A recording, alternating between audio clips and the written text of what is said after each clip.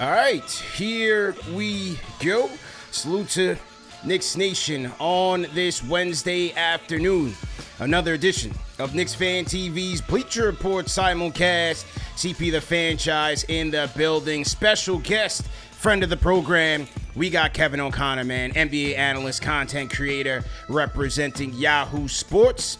On today's show, the Knicks get denied. No Kid, no Udoka, no Finch, and the fan base is in a little bit of a frenzy, man. They want to know what is the plan. Who is coaching the New York Knicks? Well, we're going to have some updates for you here. We're going to react to it, and we want to take your calls on and call us up. The only show that takes live caller reactions from the fans, the number one fans in the world. Call us up on the KFTV Discord. Salute to everybody watching on Bleacher Report as well as the Facebook.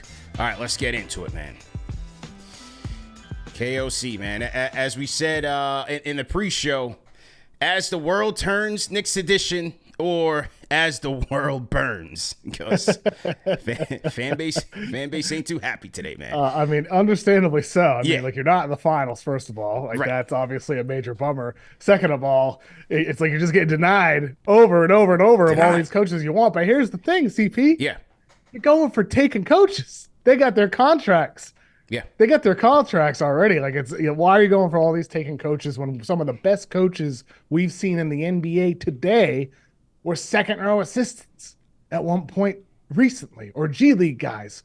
Finch was a G League guy. Yeah. Joe Mazzulla in Boston was a second row assistant, becomes a head coach. Like, a lot of the best coaches in the league weren't, you know, star names like Jason Kidd. So maybe they should look a little deeper at some of these benches. Yeah, and as reports have come out today, the Knicks have formally requested permission to speak to Ime Udoka, head coach of the Rockets, Chris Finch, head coach of the Timberwolves. I guess you can make the Gerson Rosas connection there. Maybe he put his hat in the ring, as well as Jason Kidd, connected to the Knicks in a multitude of ways. All denied.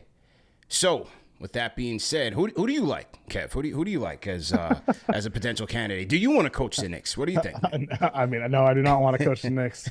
I would fail spectacularly as an NBA head coach. So no, I'll take the GM job. I'd love to do that. Yeah, but not a head coach. But no, I mean, ultimately, man, like I said, I like the name that nobody knows.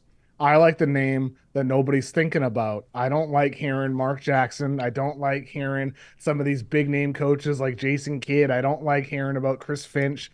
I like the name that nobody knows, because I think sometimes when you see these proven head coaches, yes, they can be good in many cases, but is Jason Kidd a great coach? Is Chris Finch a great coach when we saw how stagnant that Minnesota offense was in the half court at times? Is Mike Brown a great coach when we saw how the Kings, you know, they had one really good year and then things really fell off from there. So, you know, it's like we kind of know who these coaches are. And, you know, then you think about who the best coaches are in the league.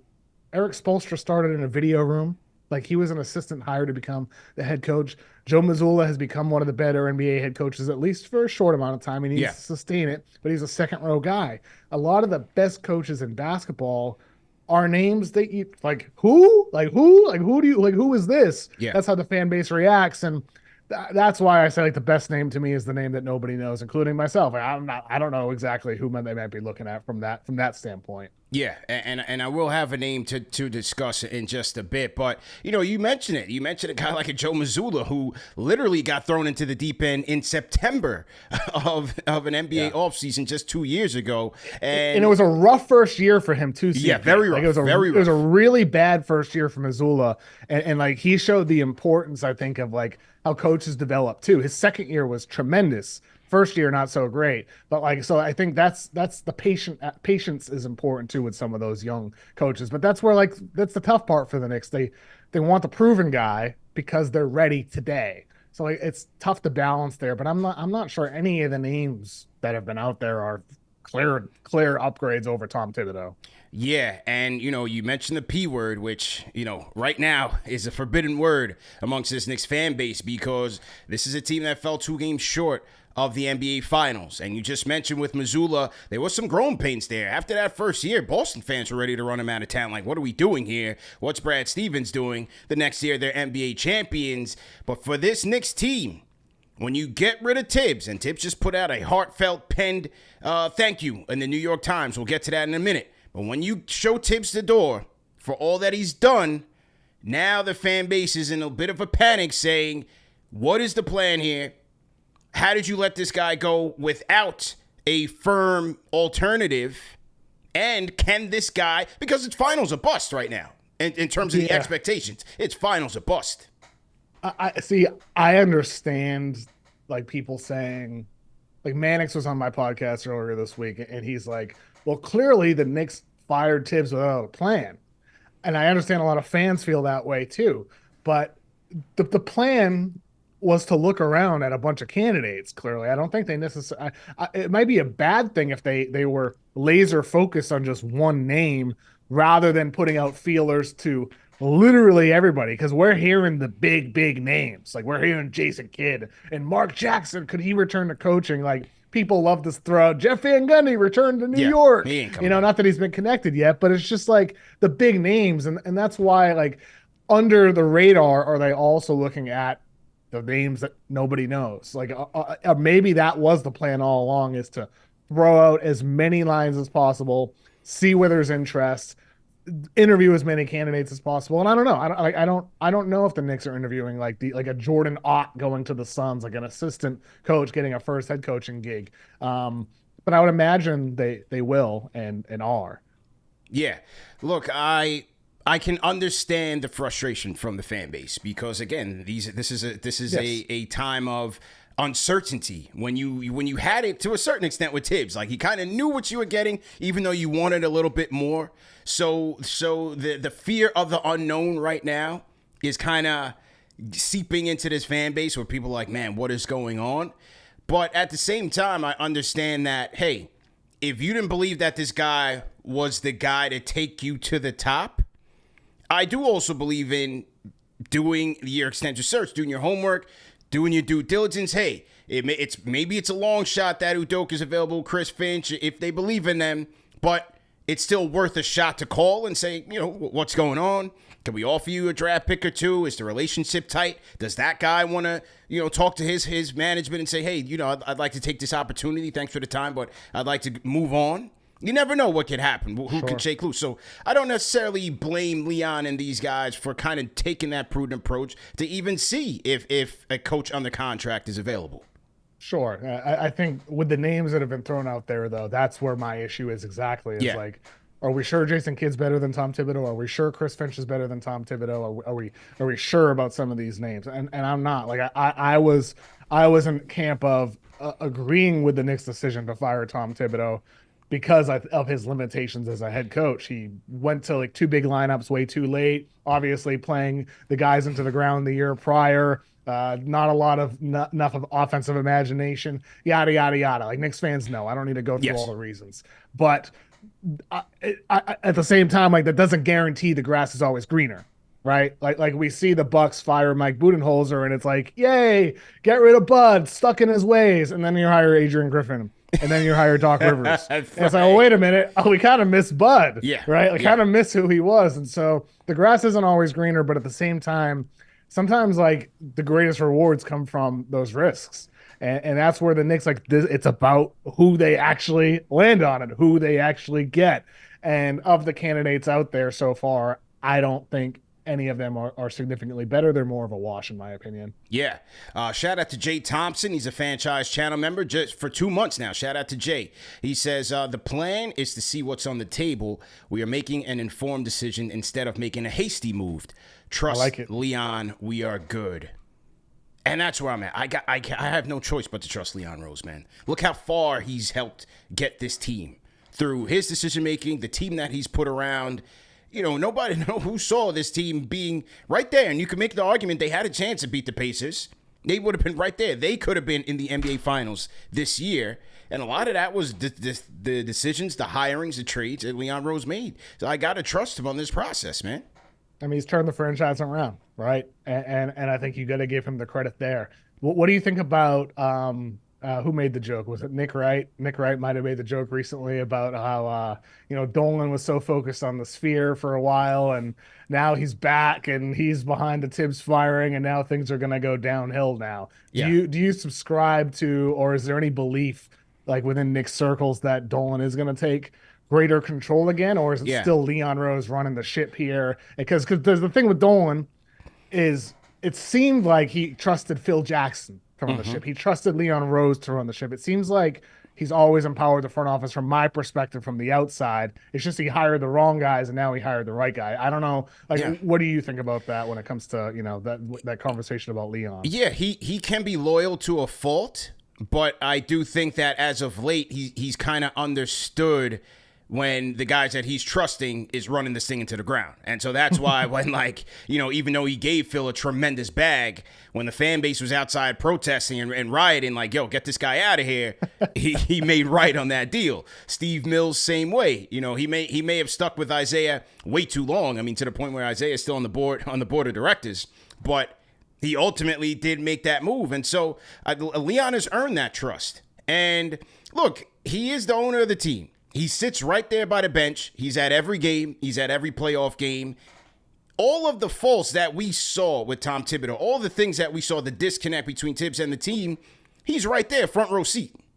So even though he gave him the extension just last year, I don't necessarily mind if his input is like, hey, we got to go in another direction here. Because I still think that any pushback from Leon or even Jalen Brunson could have probably kept Tibbs here. I don't necessarily think that this was like Dolan saying, we got to go in a completely different thing. This is my decision. I think it was a collective, like, yeah, it might be time for a new voice. I mean, like, wasn't it Bridges in front of the media with microphones in his face who said like 2 months ago, yeah, we're playing a little bit too much. Yeah. Like, did he say that openly? Like, what do you think the conversations behind closed doors are about it? Right. And again, like, those rumblings came prior to the extension. In like year 2 or 3, I keep forgetting, like year 2 or 3, there were rumblings that like they weren't too happy with the way things were going. I had heard rumblings during the season. And then I heard that it got stronger by game 2, that Pacer game. That's why I went out on KFTV like, listen, man, this guy's on thin ice. And so, by the end of it, he was a goner. But so look, I say that to say I don't necessarily mind his input. He's owner of the team. You're asking this guy to cut this guy a check for $30 million. He's not just gonna, strum his guitar and go chill out somewhere. Like, nah, that's not how ownership works. You know what I mean? I mean, he's still paying him too. Like, He's still still paying gonna him. pay him the deal. Still paying him. So in terms of what's out there right now, it's still standing firm. Like people like, what's up with Mike Malone? They don't want Mike Malone. Mike Malone is not a candidate. They're not interested in Mike Malone. I think there's people who are close to the situation who see Mike Malone as a Tibbs clone. Yes, And true. also, personally, there's some static there. That's all I can say. There's some static there where they're not going in the Mike Malone direction. Mark Jackson is always another name whenever a coach is fired, especially here. They want to see Mark Jackson being put up. Hey, whether he's blackballed from the league or not, I highly doubt that he gets that opportunity here. Van Gundy, same way. So, those are guys that I wouldn't necessarily be looking at if I'm the Knicks. But, as I was told in the beginning of this thing, Johnny Bryant, the associate head coach of the Cleveland Cavaliers, formerly of the New York Knicks, he has a lot of fans in this organization, and he's still in the running for this thing. So I think you could see a Johnny Bryant with a veteran head coach be given this opportunity to take this team to the promised land. There's a lot of fans in the organization, Johnny Bryant, man. A lot of fans. Interesting. And that would kind of align what I was saying, where like obviously Knicks fans know the name Johnny Bryant, but like nationally, most other franchises are like, who's Johnny Bryant? Right? Like that's what I mean. Look at the type of hire where who what this person's basketball intellect is. You believe in their upside, you believe in their character and how they can lead a locker room. I tend to lean towards I'd rather make the upside play if I'm the Knicks rather than settling for the 15th best coach in the NBA or the 12th best coach in the NBA. Like none of the candidates that have been mentioned so far, Mark Jackson, Jason Kidd, and so on and so forth, I think are top 10 coaches in the NBA personally. So I'd rather take the gamble with a guy getting his first head coaching gig. Yeah, and now, part of their due diligence, guys will get a look. Will they get an interview? Time will tell. I mentioned guys like a Mike Brown, who's out there, Taylor Jenkins. Those guys will certainly get a look and be under consideration. But like I said, I think Johnny Bryan is a strong candidate here for this job. He's got fans all over the organization. So we'll see. We'll have to see what Taylor happens. Jenkins is an interesting one, CP. Yeah, what do you think about that? You and Verno talked about him, I'm sure, quite extensively. Oh, plenty of times over the years. I mean, obviously I didn't do the pod this year with Verno, so I don't know how exactly how he felt about the firing. I know he was shocked by it, but at the same time, Taylor Jenkins had some good years in Memphis, developing a versatile system, different types of ways they played with Ja, without Ja. So, I think he lost the locker room a bit there. Maybe there's disconnect with players, but I don't know if that was just more of a Memphis locker room thing versus a New York locker room thing. But Jenkins, I do think deserves another chance. He's still a young coach. Whether that's New York or not, I think that's a tougher question because of the situation the Knicks are in. If I'm Taylor Jenkins, I'd rather coach a young team and help them develop. The Knicks situation, I think, is more high pressure, or that could be your last chance. Yeah. Last chance if you don't win a championship. That's true, especially the way things shook out in Memphis. And, whether it was fair to him or not, it seems like there was just so many competing goals there with Memphis in terms of the assistants that they brought in. It just seemed like everybody was pulling in a different direction. Plus, you got Ja as kind of the centerpiece there. Seems like a tough spot for any coach, man. Exactly. It was a lot. It was losing the locker room, but also the coaching staff as well. It just seemed like a lot of different opinions on how to run the system and different voices. And it was kind of a mess there. So understandably, they cleaned it up in the same way like Denver. It was understandable why they did their decision with Michael Malone and Calvin Booth. Yeah. CP the franchise, Kevin O'Connor of The Ringer in the building. Salute to everybody in the chat once again. Yahoo now. Oh, sorry. I'm so used to saying that. It was a long time. Yeah, so used to say that, man. Yahoo Sometimes Sports. I screw it up, too. Sometimes I say we, not they. Yes. Kevin O'Connor of Yahoo Sports is in the building. Salute to you guys. We are talking about the Knicks coaching news. Jason Kidd, Ime Udoka, Chris Finch, all their teams, correct. Their teams have denied the Knicks the permission to speak to those guys. So we are talking about who some of the candidates are, and we want to hear from you guys. What do you guys think? What direction do you think the Knicks should be going in? Call us up on the KFTV Discord, and then after that, we're going to talk all season trades, free agency, and draft. Kevin's got some draft picks to keep an eye out on as it relates to the Knicks. They have the 50th pick right now, but hey, maybe that changes come draft time. All right, so let's kick it off on the phones. Rapid fire. Dan from New Jersey. Dan, let's go. Okay. Wah. How you doing, man? Doing well. Kevin, welcome to the show where every single Knicks fan here is going to have a very reasonable and lukewarm take. Seriously though, guys. I think that, Leon was just doing his due diligence by, asking for permission. I don't know if they actually thought they were actually going to get, any permission from these teams. I mean, a lot of these teams are in deep contention, at least for a deep playoff run. So, I say go the player development route, man. You got the new CBA. It makes it harder to keep, the talent that you got to pay a lot of money to. So what you really want to do is optimize player development. And when I think player development, I think Johnny B, man. Johnny B is the man for the job. He has relationships with a lot of the Knicks players. He's a known point guard activator. Just go get me Johnny B, man. It's not a hard choice. That's all I got to say, gentlemen. Okay, so Dan from New Jersey, he wants Johnny B. Harrison Dolan, go ahead and unmute your mic. No relation. Harrison Dolan, go ahead. How you doing, CP? How you doing, Kevin? Long time, man. How you feel, bro? Yep, loud and clear. Yeah. I'm gonna try to keep it quick. So I like Tibbs. I was a Tibbs guy, but if presumably the rumors are true and you had starting players, people in the rotation saying they wouldn't play if he was back here, I feel like you had no choice but to let him go. I'm with Dan. I think Johnny Bryant is not only the most interesting option, but kind of the best option. And if they're looking for someone proven, I guess Taylor Jenkins, but like you said, Kevin, he probably would have a lot more pressure on his shoulders if he came here.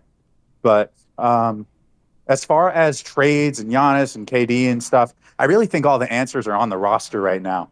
I mean, is it that outlandish to run Brunson, McHale, OG, Cat, and Mitch, put Hart on the bench, Deuce, and then try to round out the bench from there. I don't know.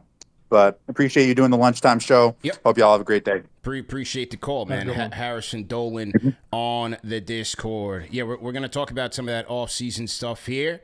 And yeah, it's going to be very interesting to see how they round out this roster. Is it a blockbuster trade? Is it more on the margins? We're going to talk about that in just a second. But let's get to another call. Jaden R, go ahead and unmute your mic. Rapid fire. Hey, what's up? How you doing?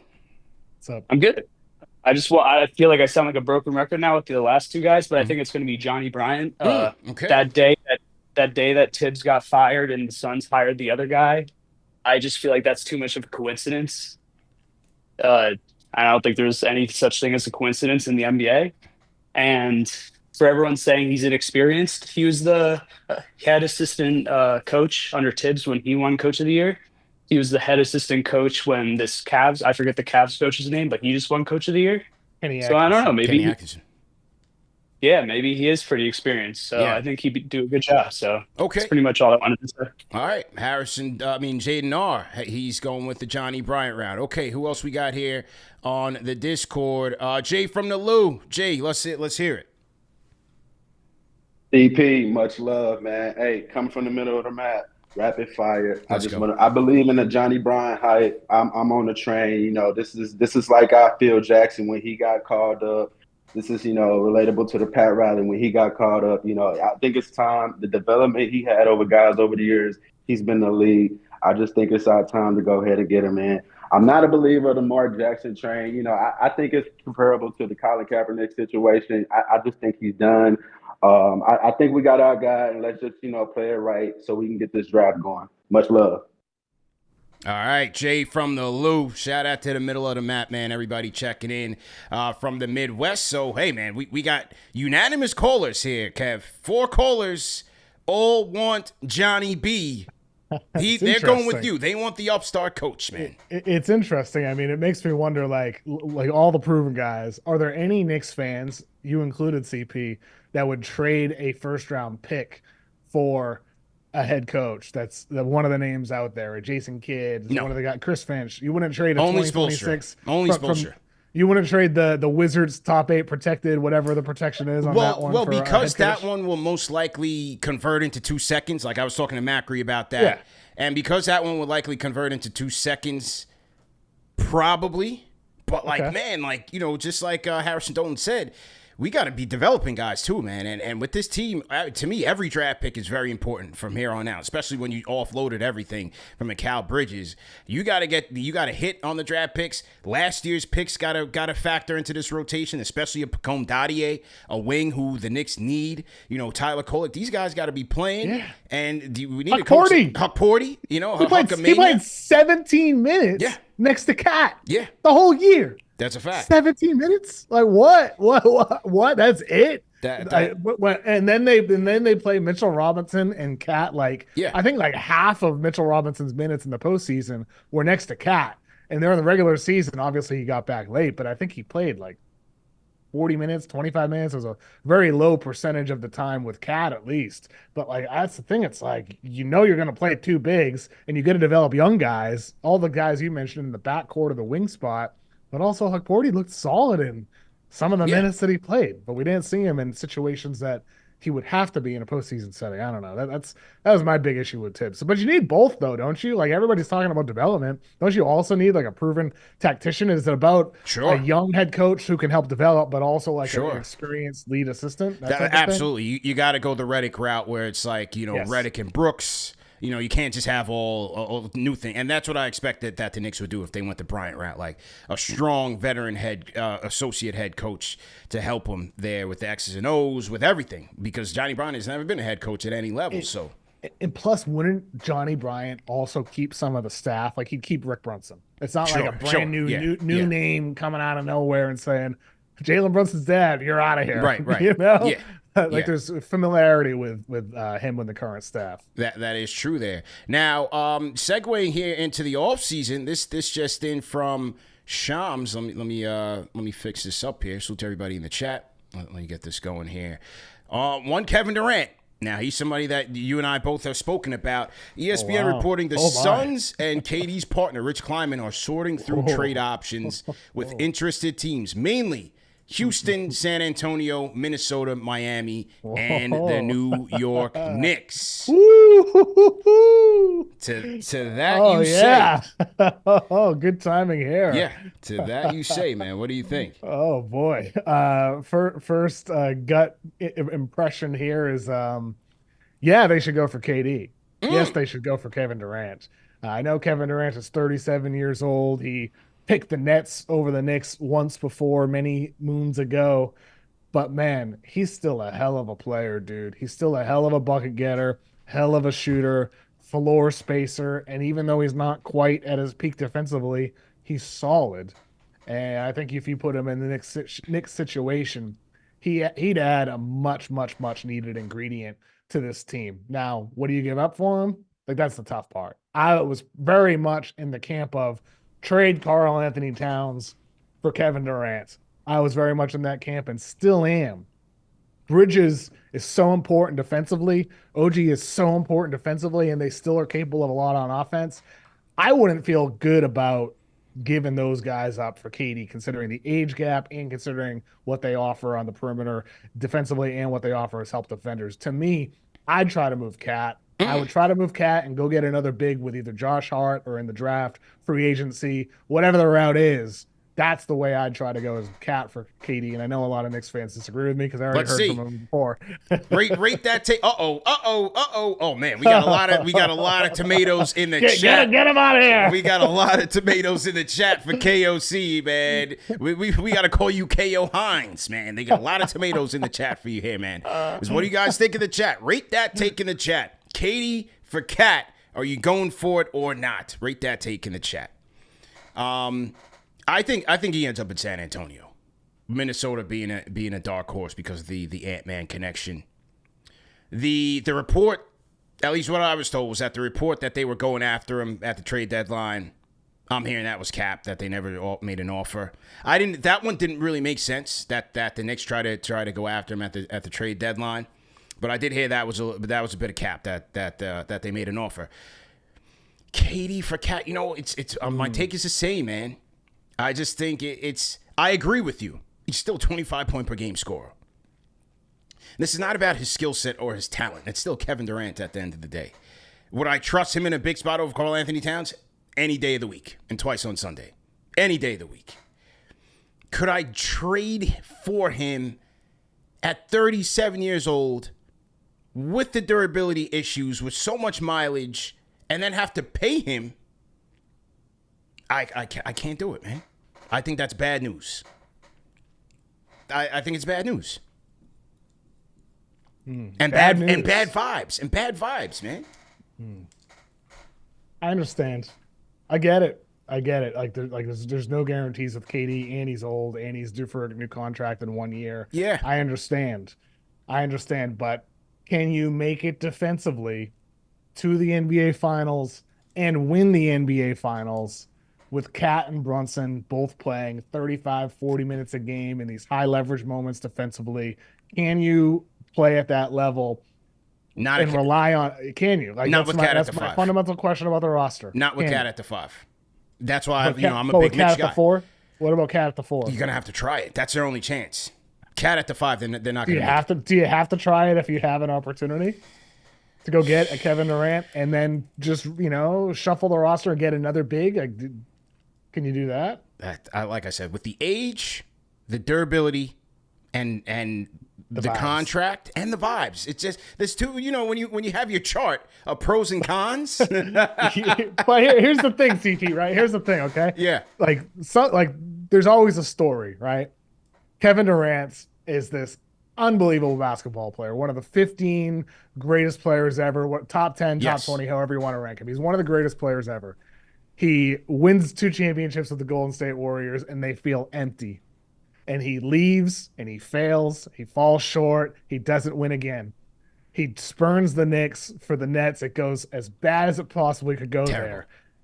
Is Kevin Durant's story ending in a way that he never wins again? Or is it ending in a way where he brings a franchise that's won nothing for years and has been through misery, and a franchise he rejected before? Is he helping lead that team to a championship and restoring and improving his legacy in ways at an individual level that we can't even fathom right now, and also being part of the legacy of your franchise winning again? To me, like, that's a great story. Would it happen? I don't know. But I'm just saying, for this legendary player, how is the next chapter of his story going to go? Like, a lot of these teams, it's like the Spurs, you're up and up, no guarantees with Victor. Victor's still not on his prime yet. The Rockets, they're still a really young team as well. Like, the Heat, are they kind of past their prime? The Wolves, I don't think they have enough. To me, the Knicks are like that's the best story. It's the best story of those teams. It would be a great story. I just number one, I don't see their interest being that high, and I don't think it ends well, man. I just don't. I've had a hard time passing up. I think it ends poorly, man. I really do, man. I just don't trust it. You know, and like I said, I'm with you. The Cat fit defensively, like all of that is warranted. You know, my concerns about Cat are the same before he got here and while he's here. You know, you have great moments, and then you have quite moments where it's like, can he really do it here with us? They need something else. We'll see what happens, man. But I do think it is the Spurs. What do you guys think in the chat? Leave some comments in the chat. Where does KD end up? Let us know. So, shout out to Jacob Nathanson, $10 super chat, says, if you trade Cat for KD, at least KD comes off the books next season, and you can increase depth off the bench if KD doesn't pan out. So Jacob Nathanson is with you, man. He's with you. I'm not sure, like, when you factor in cap holds and things of that nature, I don't think it's just like a clear cut, like, you know, this is whatever he's making, $40-50 million off the books. We would have to see that. We would have to take a look in terms of what they would be where they would be cap wise if they just let him roll off. I don't know. I would have to look into that and bring one of my capologists in here. Shout out to Miss Steen Christine, franchise channel member, just joined us. Shout out to Miss Steen Christine.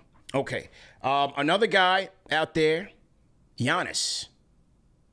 What do you think? They're not getting Giannis. Yeah, I just don't think the Knicks can conceivably put together an offer that's anything that's going to appease what the Bucks are looking for. Like, KD is way more realistic in terms of like what the demand is, considering 37 years old, 1 year remaining on his contract, wants to go. We don't even know for sure if Giannis wants to go at this point. He has not made that clear either way. Like, I don't even think Giannis is worth dreaming about for the Knicks. KD is the guy worth thinking about because it's real. Yeah. It's tangible.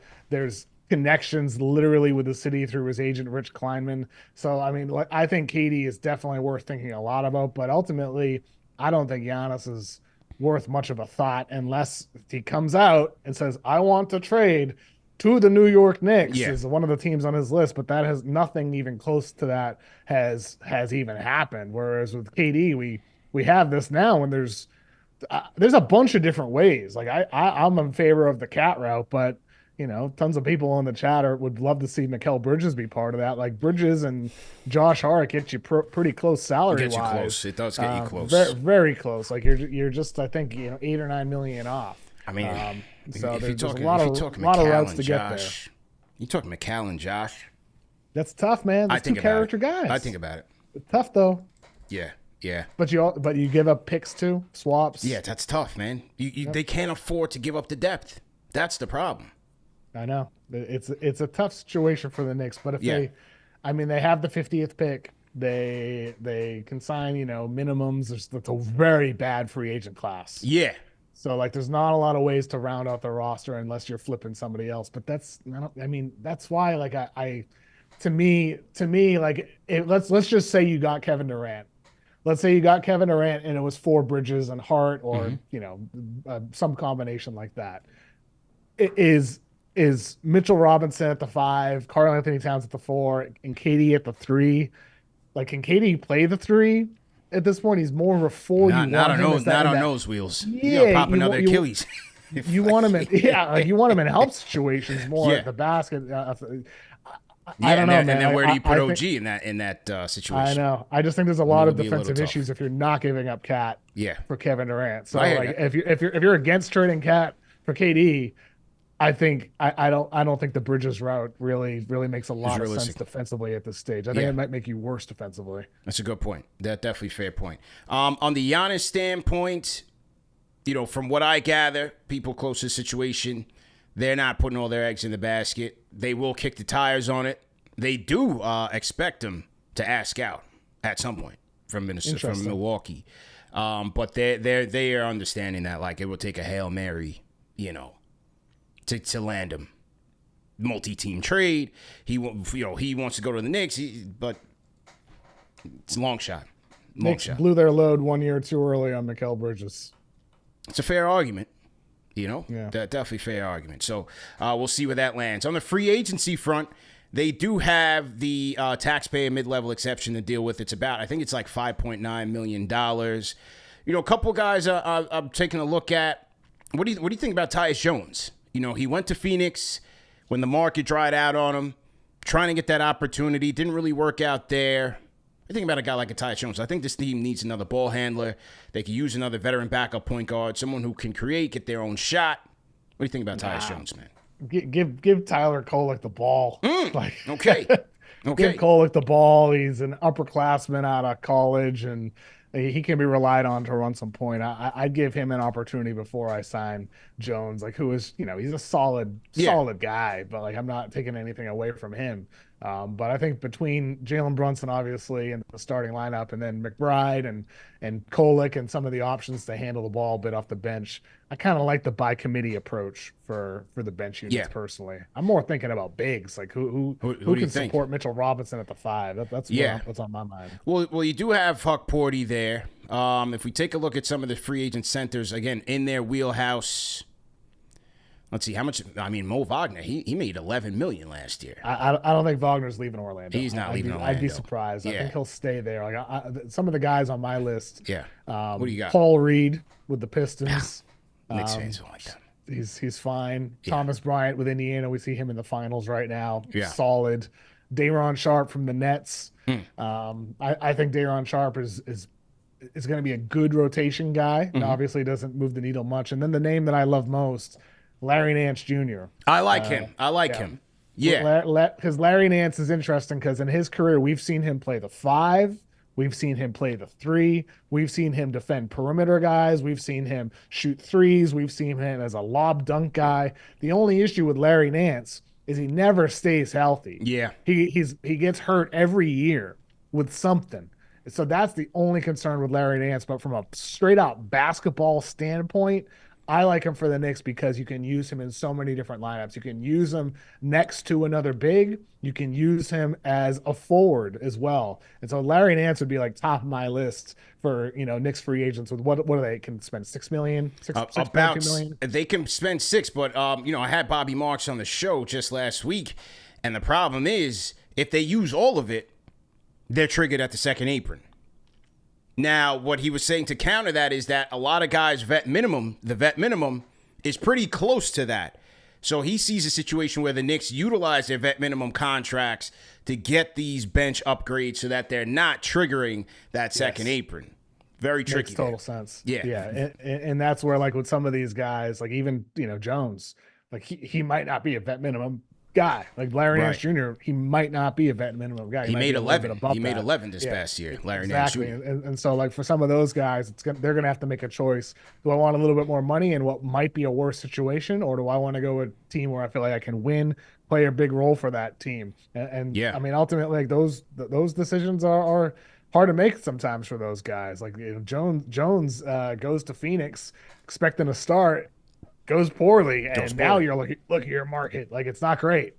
Not a great market at all. But Nance Jr., I'm with you. I was looking at him at the trade deadline or the buyout market. I was wondering if the Hawks would have bought him out last season and then made him available for the Knicks. But I think he's a guy I would target if I'm the Knicks, if they can afford it. Because like I said, he made $11 million last year.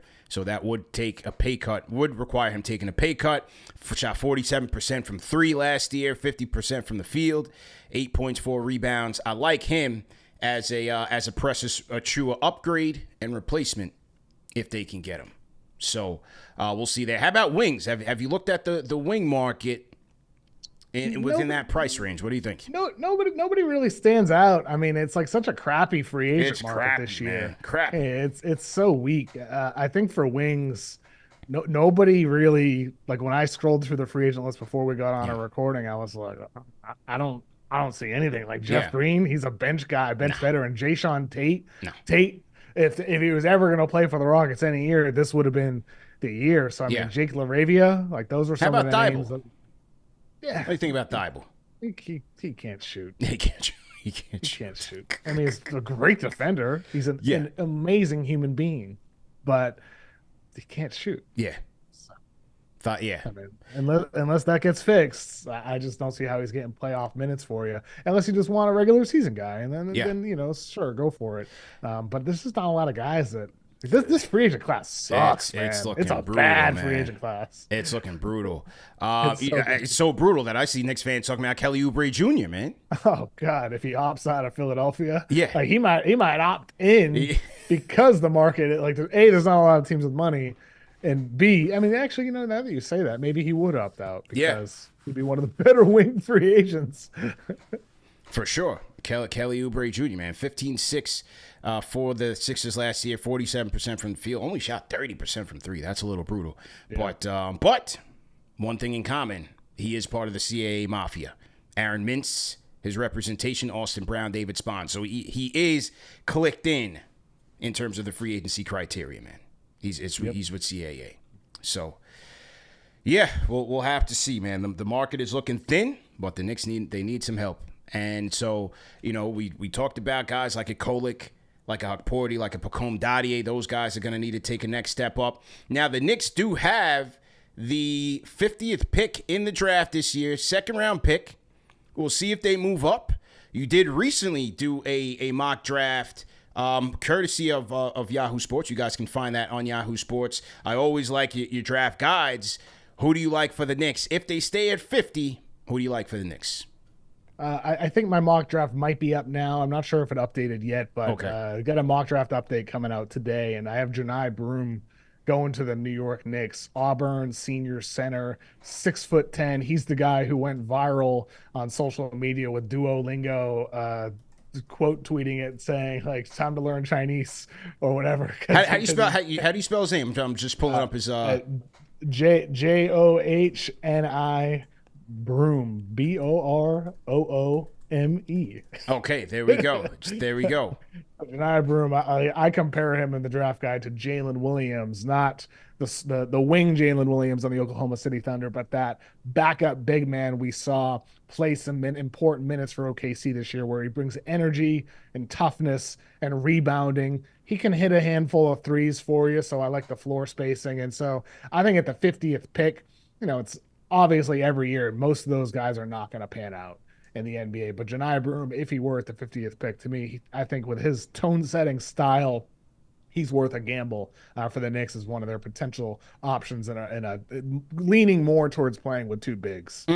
Janai Broome, SEC Player of the Year. Okay, and what do you say? He's a 4 or 5, like tweener? Yeah, more of a 5, I'd say. Yeah, more of a 5. But I mean, ultimately, I have him right there in the mock though. But I think it's a bit stronger in the 40s or 50s range for some of the guards. Like you talked earlier about like looking for another ball handler. Obviously, they already have Jalen Brunson as their star, and Kolik they drafted last year, and Deuce McBride is still really important. But there's guys deep in the second round like Javon Small out of Virginia, West Virginia, guys like that who are just like tone setters, man-to-man defense on the perimeter, solid three-point shooters, or guys like Ryan Nembhard out of Gonzaga, like just straight Andrew's brother. Andrew's brother, yes, exactly. Ryan Nembhard had one of the greatest assist-to-turnover ratios in college basketball history this past season. He's only 5'11". He's very small, but he's also very tough. He plays a bit bigger than his listed size. So I think there's guards and deep in the second round that no guarantee they stick, but are worth a chance in the NBA to, kind of meet the criteria of what you said with having another ball handler as part of the rotation. Where do you look at Kobe Brea out of Kentucky? What do you think about him? I've seen some mocks with the Knicks taking him at that spot. What do you think? I think Kobe Bryant would be a really great pick for the Knicks. I have him, I think, in the late 30s or early 40s in my latest mock draft, so I don't have him getting to 50. But if he were there at 50, you're talking about one of the better shooters in the entire draft class. He shot 43% this past year for Kentucky. He's an upperclassman, 22, almost 23 years old. So he comes with experience. He's a shooter off the catch, shooter off a movement, and he's not just a guy who's like a standstill dude who does nothing else. He can attack a closeout, make the right pass. He's, not a great defender, but I think with the shooting weapon, that gives him an opportunity for a long NBA career as a solid role player. So it's always interesting, like guys like this. I'm looking at Walter Clayton Jr. and when he's in the Final Four and the chip, I'm looking at mock drafts where he's like second round, mid-second round, like. And I'm looking at a baller here, So where is the disconnect in terms of guys like this where it looks like they have all the ability? Again, the highlights in college are obviously different than the NBA level. But what do you make about guys like that, like sliding all the way down in these mock boards? Yeah, I think with like Walter Clayton, he's risen in the sense that he went from like late second to mid second to early second, and now some people, including me, have him as a potential late first round pick. And so I think this year, like the reason why you're seeing so much variance with guys in general, and Walter Clayton included, is because this is a beauty is in the eye of the beholder draft class. Basically after the second pick, like number one is going to be Cooper Flagg. Number two, regardless of who's picking there, whether it's San Antonio or not, will be Dylan Harper. And then after that, like 3 to 10, there's a group there where some people have Ace Bailey third. Other teams don't really want to take him. They'd rather somebody else take him. So they have him closer to the middle of the lottery. After that, it's like Walter Clayton. I'm sure there are some teams, I haven't spoken to anybody directly, but I'm sure there are some teams who see exactly what you're describing as CP, this dude who just hits the toughest, clutchest shots, these big ball moments in the toughest moments. Like the dude did it over and over and over again throughout March Madness, and they see all that. But then there's other teams who see this kind of frenetic, airhead defender throughout his college career, not the guy who seemed more locked in the tournament. They see the guy who struggles to make accurate passes that's only 6'2" and isn't really a point guard, and they see how he's just an undersized, microwave scorer. And so it's like all a matter of perception of what you're looking for and how you perceive these players, and I think that relates to team need. And I know everybody always says, I don't agree with it. People always say draft best player available. Best player available is dictated by your team philosophy. It is dictated by what your team needs in order to win at the optimal level or develop at the optimal level. That is what determines the best player available when you're talking about prospects that are so equal in talent or upside. That's what gives edges to certain players over others. So team need is best player available. And so that's where with Walter Clayton, I think you'd be seeing so many different perceptions of who he is as a prospect, but also how he fits into their own ecosystem and their own philosophy as a team. And so for the Knicks, if he were available, which he won't be at 50, he would make awesome sense in the Deuce McBride role. It would make all the sense in the world as a backup to Jalen Brunson. But for some teams, it wouldn't make any sense at all. Yeah, fair points, man. Definitely fair points. So the mock that I put up now, is that the recent one or is there a newer one coming out? Let's see. I'm checking right now. Okay. I don't think it's up. It's not up yet. Okay. Not up yet. It'll be up later today. No problem, man. Once again, CP the franchise, Kevin O'Connor of Yahoo Sports in the building. So to everybody in the chat, once again, hit the like button, hit the share button, and subscribe to the channel. Action-packed day here at KFTV, man. We're talking about the Knicks coaching search updates there. We're talking about the trade market, free agency market, and also the draft. And as Kev said, you can check out his latest mock draft on Yahoo Sports NBA page. Okay, let's take a couple more calls and then we'll wrap. Pops the Legend on the Discord. Pops, how you feeling? I'm feeling fine. How you doing, CP and Kevin? Good, man. What's up? So I literally need Tommy John surgery after throwing the biggest tomato on that Kevin Durant idea. Sorry to do that to you. Thank you, Kevin. Please do not light that fire. We don't need those has-beens anymore. What we need is time to let this unit, along with some other key pieces, along with an innovative coach, come in and teach them how to play offense. Meaning, let's set some screens, let's put Bridges, OG, and Cat in positions where their offensive talents can be utilized instead of having Brunson dribble until there's 3 seconds left on the clock and Hart shoots a Hail Mary 3-pointer with 0.0 seconds left. If we do that, I think we'll be fine. But the key is, let's find our coach. Okay. I appreciate the call, man. Can I ask a question off that, CP? Yeah, sure, absolutely. How much of Brunson dribble is Tibbs, and how much of it is just Brunson? I think that's a worthy question that will be answered by the next head coach. Yeah, because there's also a thing in Dallas where sometimes I was like, why don't Luka and Jalen Brunson? Why do neither of them move off ball? Yeah, why do neither of them do it? Like, it's just so stagnant. Yeah. Maybe it was also a Brunson thing all this time, and not just a Luka thing in Dallas as well. That's fair. Well, we'll have to see, man. Is this another Melo type situation? The big question. It's like it's the gift of the curse. You need it. He killed with it. He's clutch player of the year. Yes. But sometimes it's at the detriment of the team, and the balance. How do you find that balance? I've mentioned that since he's gotten here. And hey, let's just see what the next coach has and what he can devise, as Pops the Legend said, to optimize this offense. Okay, Ashwin, let's go to India, man. Ashwin, go ahead and unmute your mic. Rapid fire. Very quickly, I think Jalen Brunson's ISO ball is more on tips, because when Randall was here last year, I think Brunson was playing very good off ball. So that out of the way, CP, when you said Knicks are still high on Johnny Brand with a veteran head coach. Yeah. I don't know if you mean the veteran head coach as an assistant or yes. Okay, that's Yes. great. So the second thing that I want to say is I want your opinion. What do you think about this? I also sent this off-season trade to you on Instagram. The reason I say this trade is because Brunson was unstoppable up to game 2 against Pacers.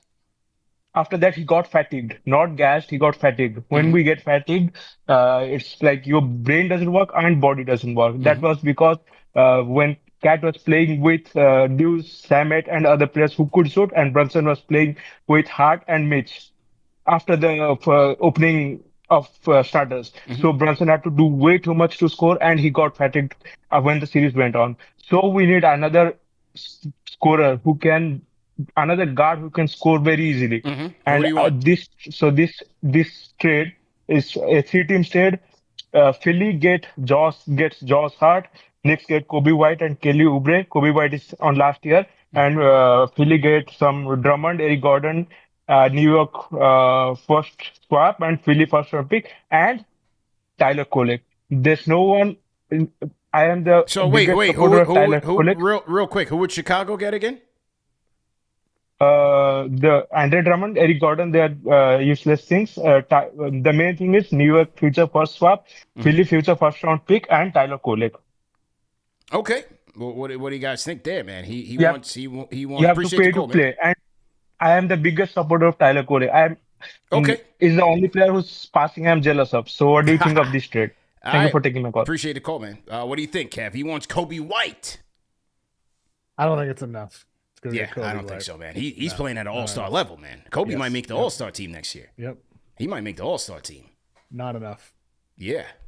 I don't know, man. I think Kobe's the future there in Chicago, man. He ain't getting him for scraps. I think they're planning to build with him. He was outstanding last year. Yes. Could have got most improved. So, hey, wishful thinking. We like the thought. But, yeah, we're going to have to pony up to get a guy like that. He's a stud right now. Kev, who do you got coming up, man, this week? Any content coming up? Any new guests?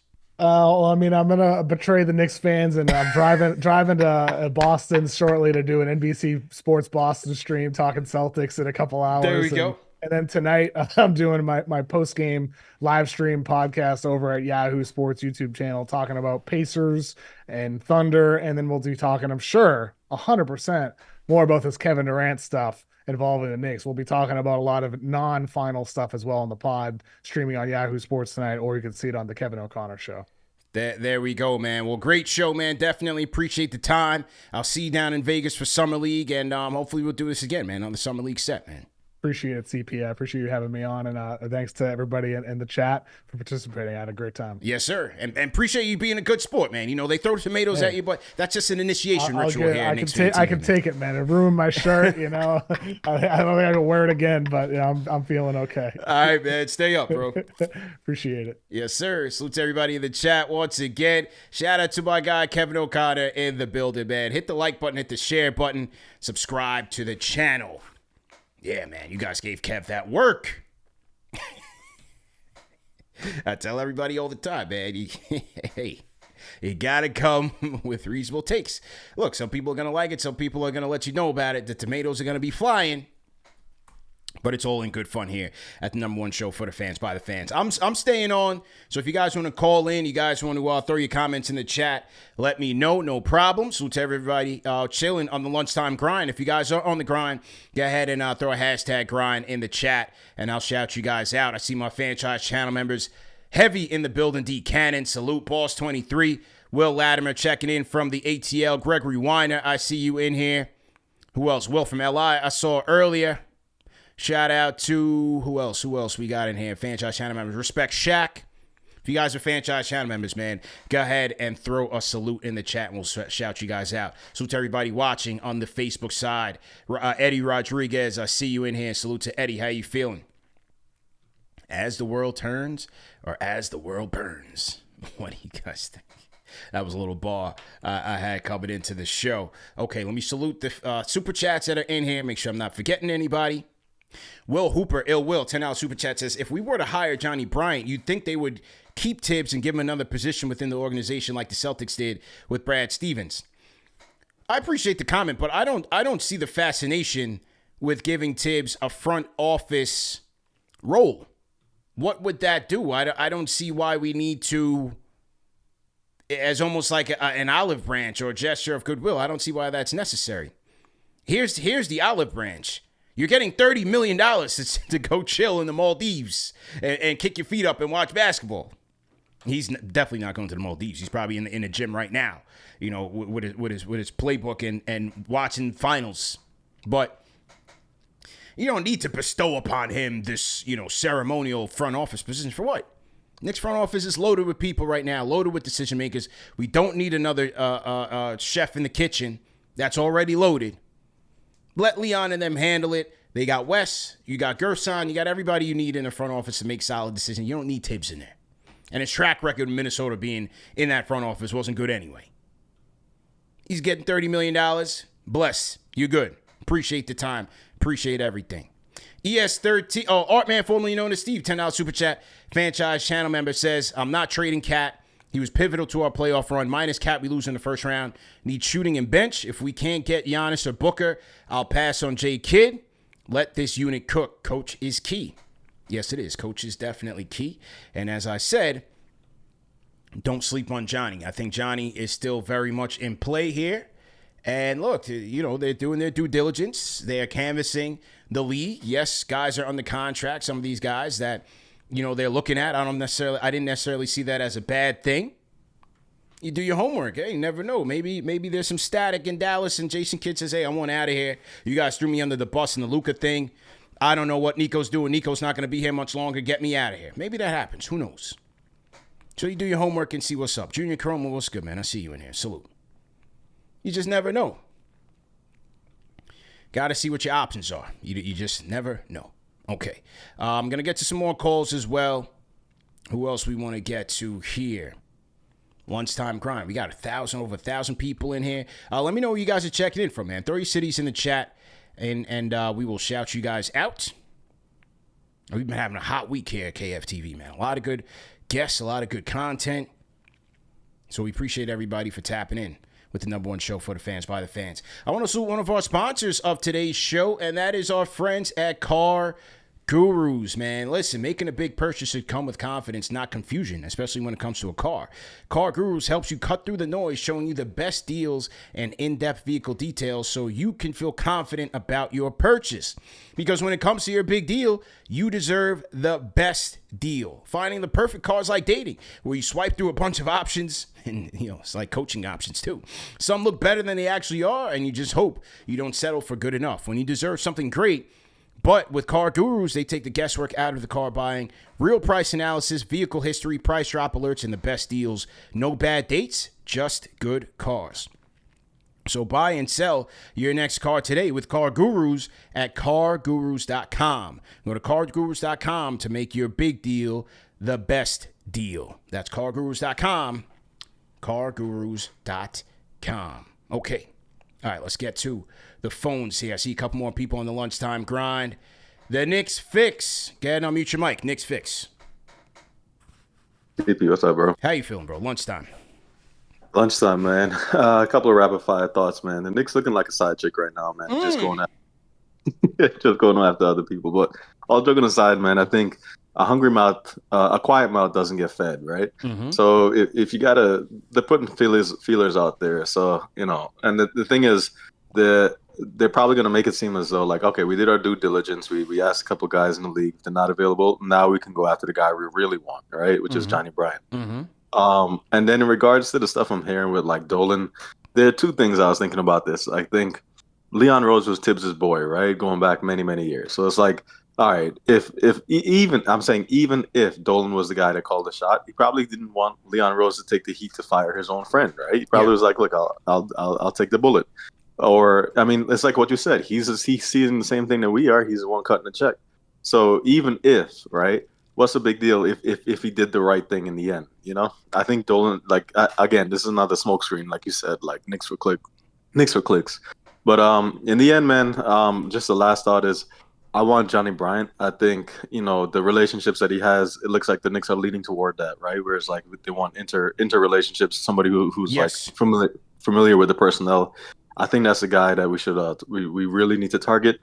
Yeah, he might be a new coach, but that's the thing, right? If you're looking at a guy like Kidd, Finch, or Udoka, you already know what they bring to the table, right? So none of those guys are championship coaches, right? You can argue that Kidd took him to the WCF twice in a row, or twice, right? But something new might not be so bad. So what are your thoughts on that, CP? Yeah, I think, look, the Dolan is always going to be the fall guy. That's always the default blame game, and here's Dolan at it again. He's always going to get criticized. He got criticized when he brought Leon in here, so that's nothing new. But as you said, I don't knock them for doing their homework, seeing who's out there. Hey, they looked at guys who are already established first, kick the tires. Are they available? They're not available. But like I said, I think Johnny is still in play here. He has fans all the way up through the top. Dolan is a fan of Johnny Bryant. Okay, you heard it here first on KnicksFanTV. Dolan likes Johnny. I think the idea of a Johnny and a veteran coach is appealing to him. And, it doesn't mean that he's going to force that on Leon. He's still going to trust Leon to make the best decision on behalf of the organization. But as I said, there are a ton of fans in the organization of Johnny Bryant, and that could be the hire. And I don't think there's anything wrong with going with him as an upstart coach, pair him up with a veteran bench assistant, and seeing if we could strike lightning in a bottle. Is it guaranteed to work? Absolutely not. So, hang on for the ride. But again, if their conviction was that Tibbs wasn't going to be the guy to take them to the promised land, I have no choice but to trust it. I like Tibbs. As you guys know, KnicksFanTV was born here. I was a Tibbs defender. But I also felt like by the time it got to the end of the road, I'm like, you know what? Let's see what somebody else can give us, man. He gave us 5 years. Let's see if it truly was the coach that is going to be the difference in getting this team over the hurdle. Agreed, man. And on all points right there. And for me, yeah, Johnny Bryant's the guy. The last quick question before I head on, man. Did you hear the news this morning? Like Mike Brown is starting to get like a lot of, there's a lot of like clicks going on there. They're saying that he might, he's probably a candidate right now. But I mean, I wouldn't mind him as an assistant coach of Johnny, but definitely not the head coach. Anyway, CP, stay up, bro. Appreciate it. Yeah. I did mention Mike Brown when we did the show when Tibbs first got fired, that Mike Brown could be an option here. Yeah, I would ideally want him to be the bench coach, but let's see what Leon and these guys have in store. But yeah, I did mention that Mike Brown, is an option and is a name to look at. And speaking of Tibbs, as we mentioned, he wrote a heartfelt thank you to the New York fans and the city in the New York Times. It says, to the best city in the world with the best fans in the world, thank you. When I was hired in 2020, I said this was my dream job. I'm grateful for that dream. That dream became a reality. Thank you to our players and coaching staff who gave everything they had and everyone who makes this franchise special. Proud of everything we accomplished together, including 4 playoff appearances and this year's run to the Eastern Conference Finals, our first in 25 years. I thought that was a little dig. He's like, yeah, y'all threw me out of here and I made history. But anyway, he says, to the fans, thank you for believing in me and embracing me from day one. Watching you support our team and seeing the Garden ignite with that incomparable Knicks energy is something I will never forget. Shout out to Tibbs, man. Appreciate the service. Daniel Bosajor says that thank you was to you alone, Zeep. Tibbs Fan TV, man. Yeah, I told you, hey, even the family, even the brothers was watching. So, Tibbs was probably watching on his spare time. Not that meant anything, but I thought it was interesting that, when I did meet his brother was a big fan of the show. And I'm like, man, you're a big fan of the show. And every night I'm taking phone calls for fans, calling for your brother's head on the chopping block. So you got to respect that these people understand the nature of the business. It's never personal. That's what I always try to convey. It's never personal here. But, yeah, business is ugly, man. Business is definitely ugly. All right, Christopher Blake, close us out, man, on this lunchtime grind. Christopher Blake. Yeah, CP, salute and much respect. Yes, Brethren, how you doing? Man, when you read that letter, bro, a little tear came to my eye, man. I appreciate Tibbs. All 3 of us Tibbs fans here left in New York, bro. Yes. We appreciate everything that he did for us. Because he's right. We haven't been here in 25 years, and I finally got to watch some deep basketball in May. It felt great, right? We do look a little crazy, though, bro. Like, as a Knicks fan, I really am hopeful. But as a basketball fan and looking at it from the outside, we got to look crazy to people. You know what I mean? Like, bro, we got the most success. We went through, Emmanuel Mudiay starting at point guard, and this is how we treat the guy that got us there.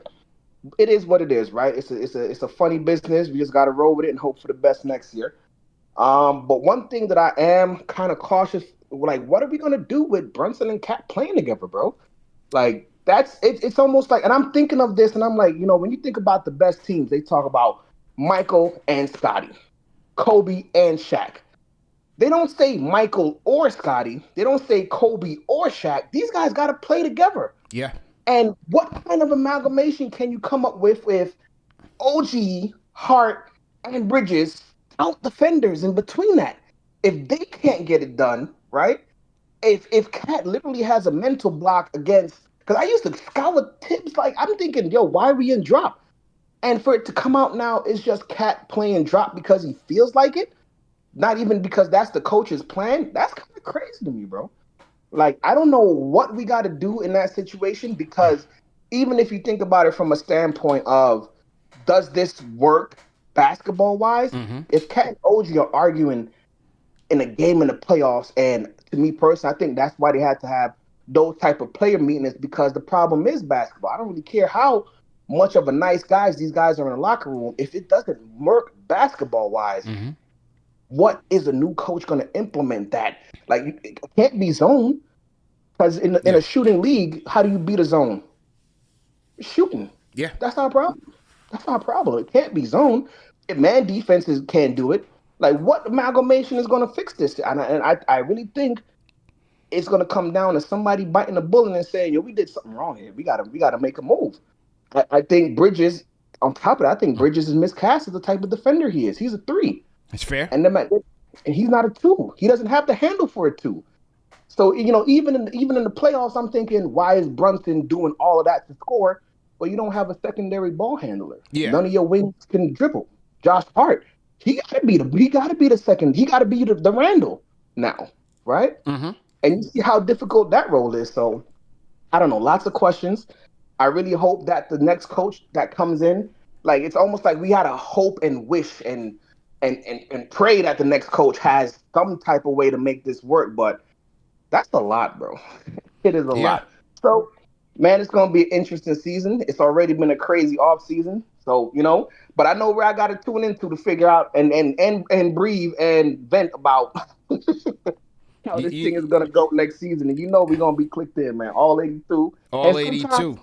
Sometimes 164, because I watch this show even on the replays and the replays. So There you go. you gotta triple it up. But everybody likes, subscribe, and share, because you know how Knicks fans do. What you think about my thoughts? Am I crazy, CP? Tell me if I'm crazy. Nah, not at all. Appreciate the call, man. Christopher Blake, rate that call in the chat. 1 being trash, 5 being facts. Look, these are all valid questions.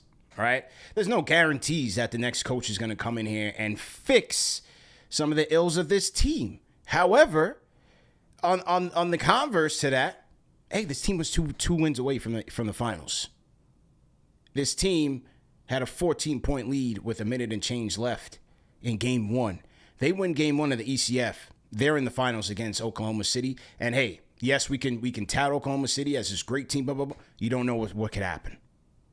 So they were right there knocking on the door. Flaws be damned. So maybe the next coach comes in here, cleans some things up, finds the optimal defensive and offensive rotations, unlocks Brunson and Towns' two-man game, because I still think that's there. I refuse to say that these guys can't work together. I refuse on the offensive side. I refuse that. Does he get Deuce into the rotation a little bit more? Does the upgrade to the bench make a difference? Little things on the margins may be the big difference in getting this team over the top. And most importantly, is it a new voice that these guys will buy into? Does he simplify things defensively? Can they get sharper in their transition defense? So many things. But let's wait and see it play out. First off, let's get the coach in here. Then we got draft, free agency, trade season, and then circle back around, let's check in. Tibbs always like to check in at the 20-game mark. Let's check in at the 20, 40-game mark in those intervals into next season and see how this team is trending. Because you can already slot them in as the top 3 in the East. Celtics are going to be down without Tatum. Milwaukee's going to be Milwaukee. I don't think Orlando's going to make, tremendous changes to jump into that mix. Now they'll always be a tough regular season team, strong defense, Paolo's great player and all that, but I still think they need more offensive firepower to really be taken seriously. So you have the Pacers, you have the Cavs, you have the Knicks. We'll see what order, but they're right there. So maybe the next coach can help move that needle, and that's what Leon Rose and Dolan and whoever, that's what they're banking on. And that's why they fired Tibbs, and they're out there looking for the next guy. We'll see if it works. But great show, everybody. Shout out to Jens de Groot checking in from Amsterdam. We're all over the world here. Well-seasoned gamer, Georgia. Jay Thompson, Freeport, Strong Island, stand up. And Banks, shout out to St. Louis. We got Will checking in from the ATL. Okay. Shout out to you guys, man. Wise Guy checking in from Vegas. Wise Guy, we're going to announce our Summer League plan soon. I'm hoping to see Wise Guy and a ton of you guys down there in Vegas for Summer League. As I always say, if you haven't been there before, come on out, man. We're going to have the Knicks fan meetup / reunion. You get to see some of the young Knicks players, the young draft picks, Kolick, Dottier, and those guys. Get some exhibition games in for $35. You can't lose.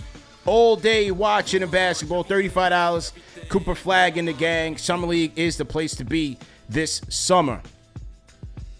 Izzy, salute to you on his lunch break. My 2 cents, always salute, man. Baltimore, D. Cannon checking in. Alexandria, Virginia. Shout out to Virginia, Saul Martinez. Birdie to Don, Flatbush. Big up yourself. Shout out to Birdie. Shout out to John D. checking in from Phoenix. So, yeah, man, we all over the place, all over the map. Cowboy says Nash Vegas. Okay, so he bounces back and forth. Charm Boy 72 Abel checking in from JA. Salute. Yeah, salute to everybody, man. Salute Mr. William 1072. Long time, man. Says, I believe Bryant, knowing the current personally the way he does, might be the best coach if playing between the margins is a plan. Yeah, time will tell, man. I'd love to give him the opportunity. And he says, if it comes down to OG and McCall, who do you keep? I keep OG. More positionally versatile defensively, stronger, better three-point shot. I'm keeping the dog. All right. Yeah, salute to everybody, man, for tapping in. Salute to Kevin O'Connor for sure.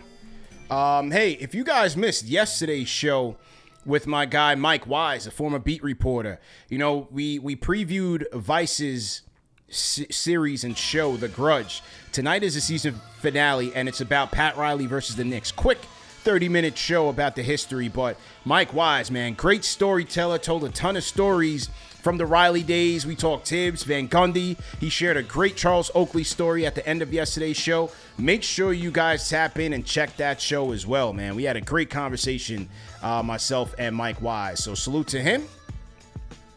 And also, if you guys haven't gotten your Father's Day gifts yet, head over to KnicksFanTV.com. Make your purchase today. And especially if you guys are in the New York area, man, you can get your packages by, say, Friday, Saturday, the latest, in time for Father's Day, man. I would recommend the new KFTV dad hats or the Once a Knick, Always a Knick 8x10 framed print. So we got these in an 8x10 frame, and then we also have it in 18x24. These aren't framed, but a great piece for your fan cave, your dad cave, whatever you want to call it. And we also got the Once a Knick, Always a Knick tees now available in black. So go ahead and get your merch and get it in time for Father's Day, man. Shout out to Elo Mop. He says, yeah, CP, that was another great interview. Yeah, Mike Wise. Great show. We had a great show with Mike Wise. So anyway, man, as the world turns, let me know your thoughts. Appreciate everybody for tapping in. Hit us up on the Cash App as well. Remember, Cash App is running the promotion for new Cash App signups. If you use our code KnicksFanTV in your profile and you send a friend $5, you get $10 back. So for you guys that want to donate to the show, Cash App is your best bet.